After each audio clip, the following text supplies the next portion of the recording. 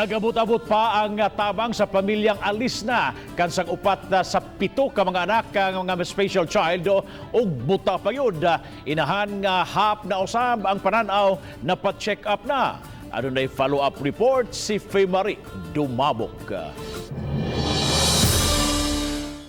Mga katawa ang makita sa panagway sa magsuong alis na nga sakay nining duha ka mga wheelchair.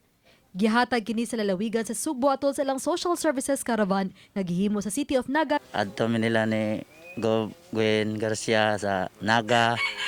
Ya, magpasalamat migdako niya nga tagaan ni wheelchair.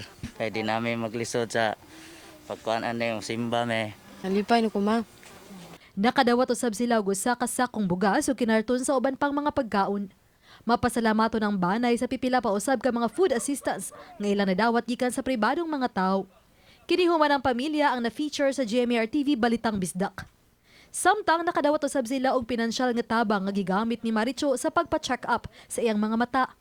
Gitambagan siya sa doktor nga kinahanglan siyang maoperahan kaya na siya hypermature cataract. Nanghatag na mo pinansyal o kanang karon nagpaabot pa ko nay makatabang nako para sa akong operasyon sa akong mga mata.